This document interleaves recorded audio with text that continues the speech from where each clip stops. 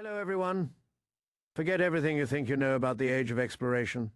Forget the heroic portraits of Columbus, the triumphant music in historical dramas, the idea of brave men sailing into a golden sunset. Erase it from your mind. Now replace that image with a single, overpowering smell, the thick, cloying stench of unwashed bodies, rotting food, stagnant bilge water, and raw prime. You are not watching a documentary from the comfort of your chair. For the next hour, you are standing on the deck of a 15th century carrack, a wooden world no bigger than a modern tennis court, and your goal is not glory, not gold, not God. It is just to survive the next 10 weeks. The question isn't just if you could survive. A voyage across the Atlantic back then. The real question is, what part of your soul would be left if you did? It is August 1492. The air is thick with the smell of salt, tar, and nervous sweat. You see the 3 ships that will be your entire world. The Naifea, the Pinta, and your vessel, the Santa Maria, in the paintings. They look majestic. In reality, they are terrifyingly small. The Santa Maria, the flagship, is barely 70 feet long. It looks less like a ship destined for greatness and more like a wooden tub, a fragile shell to be thrown at the mercy of the world's most violent ocean. You're one of about 90 men crammed onto these 3 vessels. Who are you? You're probably not a nobleman with a taste for adventure. You're more likely a peasant who's never seen the ocean before, promised a share of untold riches, or perhaps you're a criminal, given a choice between. Your pardon is waiting for you, but only if you return. Looking at the faces around you, you see a mix of desperate hope and profound dread. These are not the heroes of legend. They are hardened sailors with scars and missing teeth. Nervous boys lying about their age, and condemned men with nothing left to lose. This is your company. These are the men you will live and possibly die. With you aboard the Santa Maria, there are no bunks. There is no privacy. You will sleep on the hard wooden deck, wherever you can find a space, rain or shine, heat or cold. The only shelter is below deck, but to call it a shelter is a cruel joke. It's a dark, airless cavern, a stinking pit where the ship's supplies are stored alongside the ballast, rocks, sand, and filth that have been sitting in the ship's belly for years. The air down there is so fine. This is where you will retreat during storms, packed shoulder to shoulder with dozens of other men, listening to the world trying to tear itself apart just inches above your head. The ship itself is a living creature, and it never sleeps. It communicates in a language of constant groans, creaks, and shrieks as its timbers twist and strain against the relentless pressure of the Atlantic. This sound will become the soundtrack to your life, a constant, nerve-shredding reminder that you are suspended over a 3-mile, deep abyss by nothing more than planks of wood held together by tar and nails. At night, you'll try to sleep, but the sound will seep into your dreams. You'll dream of wood splintering, of the ocean rushing in. You'll wake up in a cold sweat, the groaning of the ship and the groaning of the man next to you indistinguishable. There are no toilets. You relieve yourself over the side of the ship, or in a designated corner of the deck if the weather is too rough. The stench is overpowering and inescapable. It clings to your clothes, your skin, your hair. Lice and fleas are your constant companions, a crawling plague that infests every man on board. You'll soon stop noticing your own smell, but you will never escape the collective stink of 90 men trapped in a floating. Every surface is coated in a layer of grime, salt, and dampness. Nothing is ever truly dry. The sea spray is constant, and when it rains, it pours through the gaps in the deck planks. You are perpetually damp, which leads to sores, rashes, and a bone-deep chill that never quite leaves you. You are part of a strict hierarchy. The Captain General, Christopher Columbus, is a distant, almost. You see him on the quarterdeck with his officers, poring over charts you can't comprehend, speaking a language of navigation you don't understand. Below them are the petty officers, the boatswain, the master, arms. They are the ones who enforce discipline. Often with the end of a rope, a moment of insolence, a minor mistake, and you'll feel the sting of the lash on your back. Flogging is a common spectacle, a brutal reminder of your place. Your life is governed by the rhythm of the ship's bell and the watch system. 4 hours on, 4 hours off. There is no weekend, no day of rest except for a brief, perfunctory prayer service on Sunday. Your work is back-breaking and relentless. You are hauling ropes that are thick, heavy, and slick with seawater, Scraping the skin from your hands, you are climbing the rigging, clinging to swaying masts 100 feet above a churning deck. With one slip, one moment of lost balance, and you are gone. The ship will not stop for you. A man overboard is a man lost forever. You learn quickly that the ocean is not your friend. It is a hungry, indifferent monster. The first few weeks are a blur of seasickness. Your body unaccustomed to the constant, violent motion of the ship. Rebels, you vomit until there is nothing left inside you but dry. The veteran sailors mock you, but there is no sympathy. Weakness is a liability out here. You must find your sea legs, or you will perish. And then there is the food. Oh, the food, your daily ration, is the cornerstone of your misery. The main staple is hardtack, also known as ship's biscuit. It's a simple flour and water cracker, baked multiple times until it is as hard as a rock. To eat it, you must soak it in water or wine, or if you're desperate, break it against something solid and hope you don't shatter your teeth. But the real problem isn't the hardness. It is the passengers. After a few weeks at sea, you'll notice that your hardtack has little black specks in it. These are weevils. You break a biscuit open, and the inside is a writhing ecosystem of insects and their larvae. The sailors, you try to, but you can feel them, a soft, squirming texture against the gritty hardness of the biscuit. You close your eyes and swallow. This is your bread. Your protein for the day is salted meat, usually beef or pork, stored in massive barrels of brine. When the barrel is first opened, the meat is just about palatable. But as the weeks drag on, the brine loses its potency, the meat turns slimy, and the smell is putrid, a stench of decay that fills the air. You chisel off a piece, boil it to kill whatever is growing on it, and force it down, trying not to gag. Your only source of fat comes from a cheese that grows harder and more pungent with each passing day, and dried peas or beans that are often moldy and require hours of soaking in precious fresh water. The water itself is your most valuable and most disgusting resource. By the third week, it's stale. By the fifth week, it's a living entity. The inside of the casks becomes coated in a thick, green slime. Algae blooms, turning the water a murky brown. It wriggles with worms and insect larvae. To drink it, you strain it through a cloth. But the taste of rot and sulfur remains. The thirst, however, is a relentless tyrant. It's a fire in your throat, a pounding in your head. You will drink the slimy, wriggling water, and you will be grateful for it. Because the alternative is a death so agonizing it is spoken of only in whispers. While you battle seasickness, exhaustion, and hunger, a far more insidious enemy is making its way through the crew. It is a silent passenger that boarded with you in Spain, a malady born of this artificial. Its name is scurvy. At first you might not even notice it. You feel an unusual tiredness, a profound lethargy that sleep doesn't cure. Your muscles ache, your joints feel tender. You dismiss it as the hardship of the voyage. But then the first truly terrifying symptom appears. Your gums begin to itch. They swell, turning from pink to a livid red. Then they become spongy and soft, bleeding at the slightest touch. Soon they grow over your teeth like grotesque, fleshy fungi, making it excruciating to chew even the softened, weevil-infested hardtack.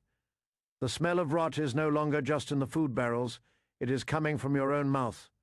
Your teeth, which you have had your entire life, begin to loosen in their sockets. You can wiggle them with your... You are losing your very skeleton, but scurvy is not content with just your mouth. It attacks your entire body. Old scars, wounds that healed years ago, mysteriously reopen, oozing a foul, smelling fluid. Your skin becomes sallow and is covered in dark, blotchy bruises that appear without any injury. Your joints swell to the size of melons, the pain so intense that you can barely move. Your legs become the slightest knock can cause massive hemorrhaging beneath your skin. The disease attacks your mind as well. You become irritable, depressed. You fall into a state of profound melancholy, staring at the endless ocean for hours, convinced you will never see land again. Some men are driven to madness, screaming at unseen phantoms in the rigging, convinced the ship is cursed. You watch your friends, the men you shared jokes and rations. They become living skeletons, their bodies rotting from the inside out. Their breath is a foul stench of death. They are too weak to work, too weak to even eat. They lie in the filth of the deck, groaning in agony until one day the groaning stops. Their bodies are unceremoniously wrapped in a piece of sailcloth, weighted down with a cannonball, and slid over the side. You watch them sink into the blue-black abyss, and you wonder. The ship's surgeon, if you even have one, is powerless. He might try bloodletting, or offer you useless prayers and poultices. The cure, fresh fruit and vegetables, is a world away. You are trapped on this floating infirmary, watching a plague of malnutrition systematically dismantle your crew, and all the while the ocean rages for weeks. You might have favorable winds pushing you. The sun beats down, and the routine becomes monotonous, a soul-crushing cycle of work, eat, sleep, repeat. But then the sky darkens. The sea, once a rolling blue, turns into a churning, malevolent grey. A storm is coming. There is no advanced warning system, no weather radar. You only know it is upon you when the wind begins to howl like a demon and the first massive waves crash. The ship, which felt so solid in calm seas, is now a toy in the hands of a furious giant. It is thrown into the air on the crest of a wave 50 feet high, only to plunge sickeningly into the trough. Moments later, the deck is a torrent of freezing seawater. You can't stand, you can only cling to a rope, a railing, anything, as the world tilts at impossible angles around you. The roar of the wind, the crash of the waves, and the agonized screaming of the ship's timbers. You hear a sound like a gunshot. A rope has snapped.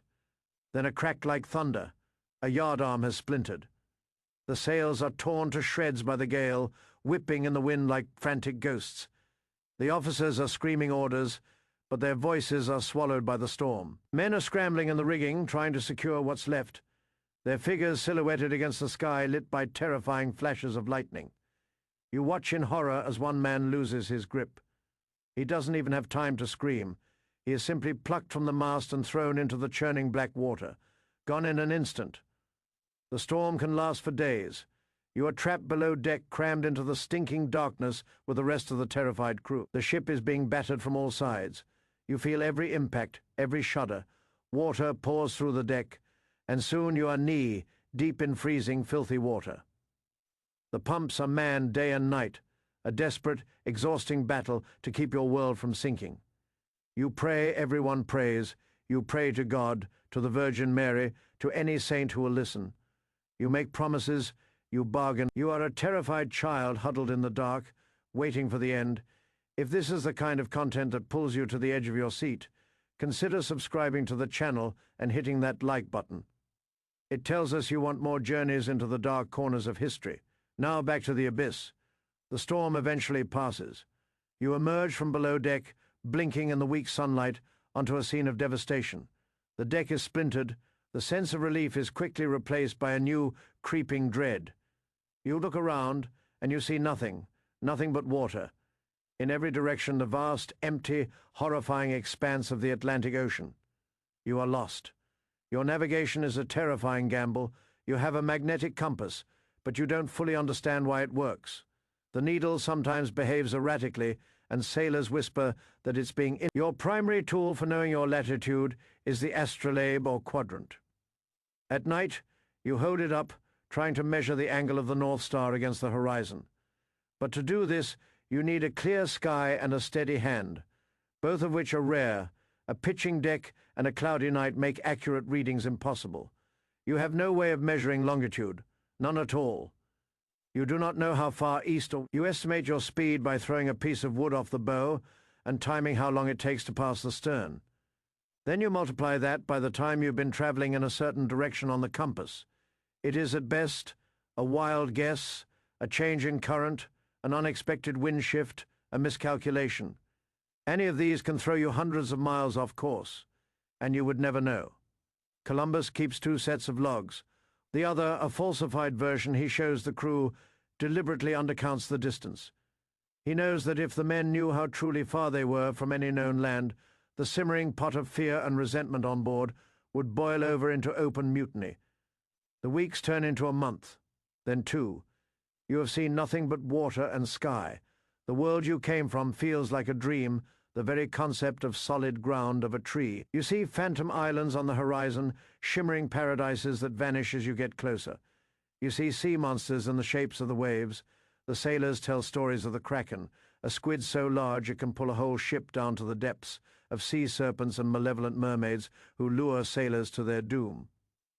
In your sleep-deprived, malnourished state, these stories feel terrifyingly real. Every shadow, every strange noise, every patch of seaweed becomes a potential omen of death. But perhaps worse than the storm is its opposite. Being becalmed, the wind dies completely. The sails hang limp and useless. The ship, once a thing of motion and purpose, now just sits motionless, on a sea of glass under a baking, relentless sun. The heat is suffocating. The deck planks become too hot to touch. Your water rations are cut, then cut again. The slimy, foul-smelling liquid is now more precious than gold. The food supplies dwindle. The last of the salted meat is gone. You are down to the dregs of the hardtack, the most infested, rock-hard biscuits. Tensions on the ship, always simmering, now reach a breaking point. Men who have been suffering in silence now begin to whisper. They gather in small. Their eyes, sunken in their scurvy-ridden faces, are filled with a new kind of fire. It is the fire of mutiny. You overhear them talking.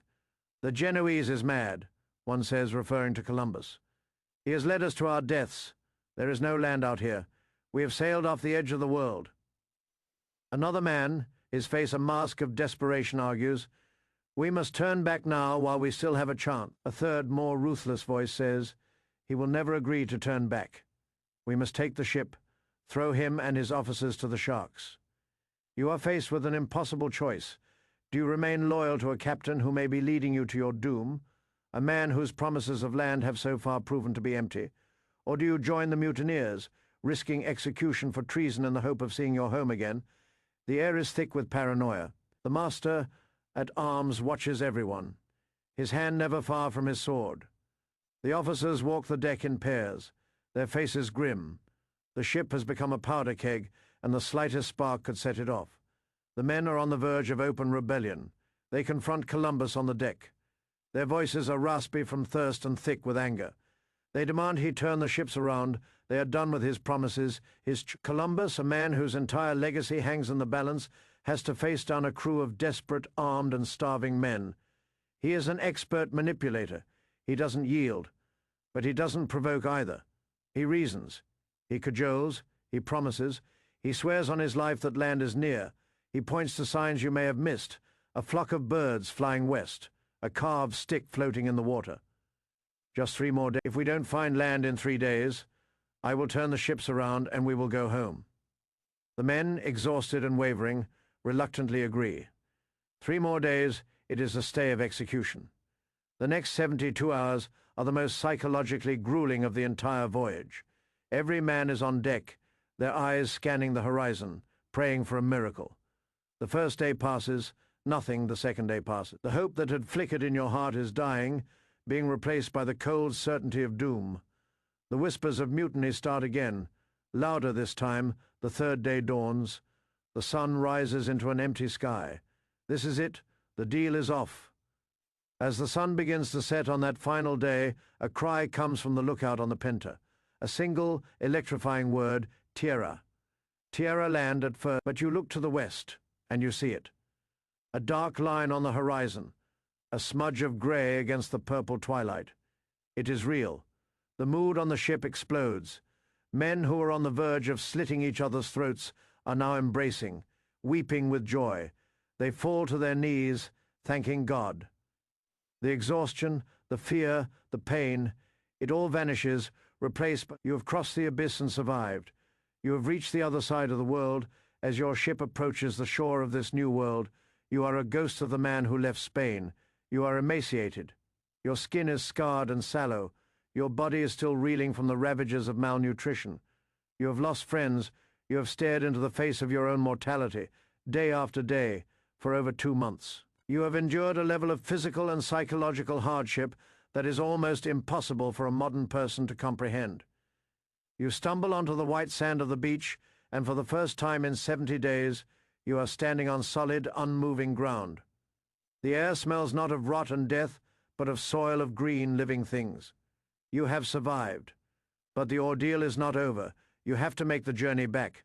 The winter storms of the North Atlantic are notoriously ferocious, far worse than anything you faced on the way out. On Columbus's first voyage, the Santa Maria was wrecked on a reef.